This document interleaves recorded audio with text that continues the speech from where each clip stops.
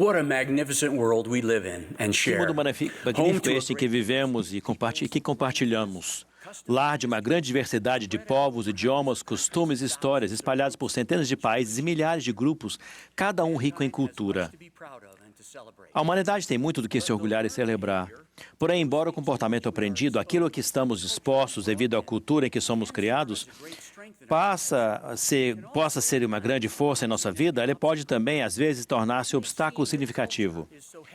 Pode parecer que a cultura está tão profundamente enraizada em nosso modo de pensar e em nosso comportamento que é impossível mudar. Afinal de contas, muito do que sentimos nos define e nos dá um sentimento de identidade. Nossa cultura pode ser uma influência tão forte que pode nos fazer cegos para as fraquezas e para os defeitos humanos nela introduzidos, resultando na relutância de nos livrarmos das tradições de nossos pais. Uma fixação exagerada em nossa identidade cultural pode nos levar a rejeitar ideias, atributos e comportamentos dignos e até divinos. Há alguns anos conheci um cavaleiro que pode ser uma ilustração desse princípio universal de miopia cultural. Conheci em Singapura quando fui designado para ser mestre familiar de sua família. Originário do sul da Índia, ele era um renomado professor de sânscrito e de tâmil. Sua maravilhosa esposa e seus 2 filhos eram membros da igreja, mas ele nunca havia sido batizado nem prestava muita atenção aos ensinamentos do Evangelho. Ele ficava feliz ao ver a esposa e os filhos progredindo e os apoiava plenamente nas atividades e nas responsabilidades da igreja. Quando me ofereci para lhe ensinar os princípios do Evangelho e compartilhar com ele nossas crenças, ele relutou a princípio. Custou-me algum tempo para perceber por quê. Ele sentia que, se aceitasse, estaria traindo seu passado, seu povo e sua história. Em sua forma de pensar, ele estaria negando tudo o que ele era, tudo o que sua família lhe tinha ensinado a ser e sua própria herança indiana. Ao longo dos meses seguintes, conseguimos conversar sobre essas questões. Fiquei maravilhado, embora não surpreso, pela maneira como o Evangelho de Jesus Cristo foi capaz de abrir os olhos dele para um ponto de vista diferente. Na maioria das culturas humanas, encontramos tanto o bem quanto o mal, o que constrói e o que destrói. A maioria dos problemas do mundo é resultado direto dos embates entre ideias e costumes diferentes, originários das culturas. Porém, praticamente todos os conflitos e o caos rapidamente desapareceriam se pelo menos o mundo aceitasse a cultura original, aquela que todos compartilhamos há não muito tempo. Essa cultura é da época de nossa existência pré-mortal. Era a cultura de Adão e de Enoque. Era a cultura fundamentada nos ensinamentos do Salvador no meridiano dos tempos e que está disponível para todos os homens e mulheres novamente em nossos dias. Ela é incomparável. Ela é a maior de todas as culturas e é originária do grande plano de felicidade cujo autor é Deus e que é capitaneado por Cristo. Ela une em vez de dividir. Ela cura em vez de ferir. O Evangelho de Jesus Cristo nos ensina que a vida tem um propósito. Nossa vida aqui não é somente um grande acidente ou erro cósmico. Há uma razão para estarmos aqui. Essa cultura está alicerçada no testemunho de que nosso Pai Celestial existe, de que Ele é real e ama cada um de nós individualmente. Somos sua obra e sua glória. Ela abraça o conceito da dignidade igualitária e não admite divisões de castas ou de classes. Somos, afinal de contas, irmãos e irmãs, filhos espirituais de pais celestiais, literalmente. Na maior de todas as culturas não há nenhum preconceito nem a mentalidade de nós contra eles. Todos somos iguais. Não diferimos de ninguém. Cremos que somos responsáveis e responderemos por nós próprios, pelos outros, pela igreja e pelo mundo. A responsabilidade e a caridade que temos de responder por nossos atos são importantes fatores para o nosso crescimento. A caridade, o verdadeiro irmão cristão, é o alicerce sólido dessa cultura.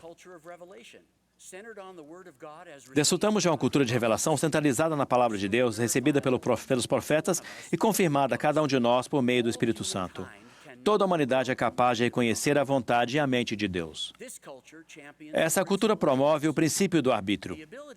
Essa capacidade de escolher é extremamente importante para o nosso progresso e para a nossa felicidade. Escolher com sabedoria é essencial. Essa é uma cultura de aprendizado e de estudo. Procuramos o conhecimento e a sabedoria. Fé em Jesus Cristo é o primeiro princípio de nossa cultura e obediência a seus ensinamentos e mandamentos é seu resultado. Tais coisas proporcionam autodomínio. É uma cultura de oração. Cremos não apenas em que Deus nos ouve, mas também que Ele nos ajuda. É uma cultura de convênios e ordenanças, de altos padrões morais, de sacrifício, perdão, arrependimento e de cuidado com o templo, que é o nosso corpo.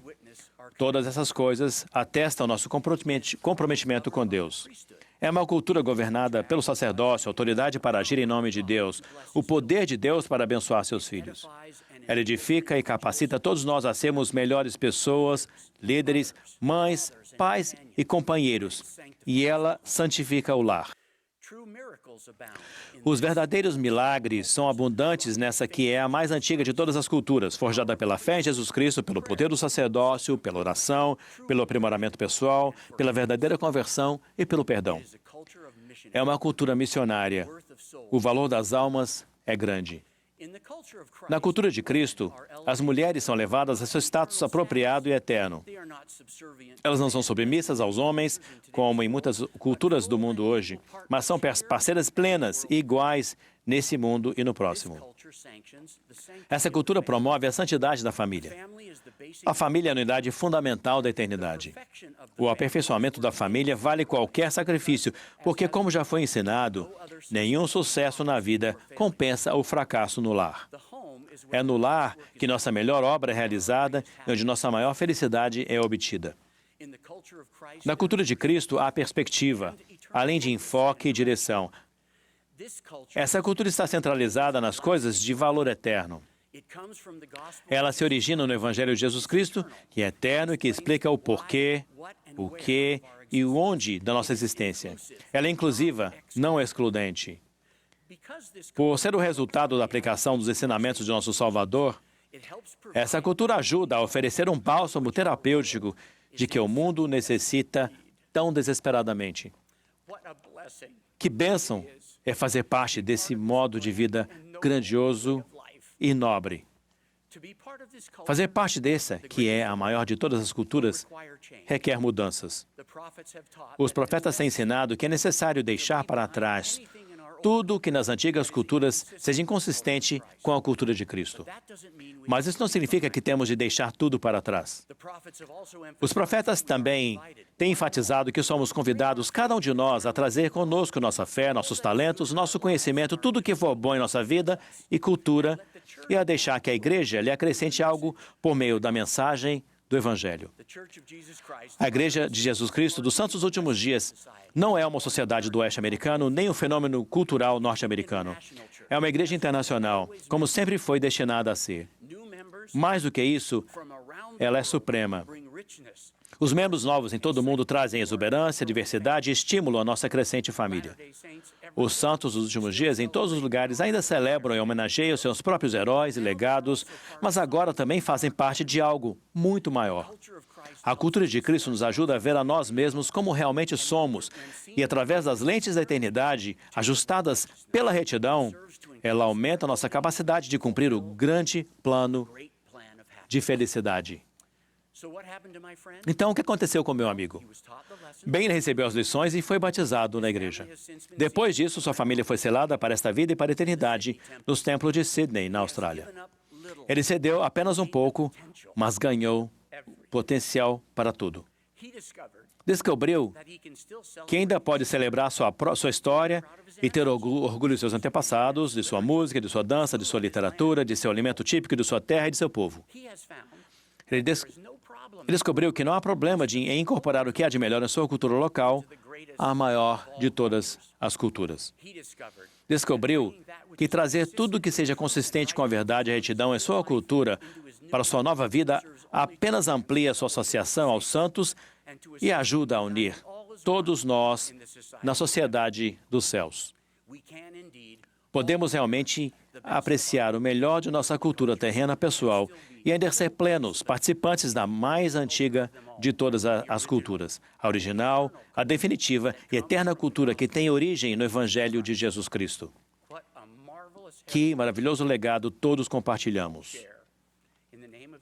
Em nome de Jesus Cristo. Amém.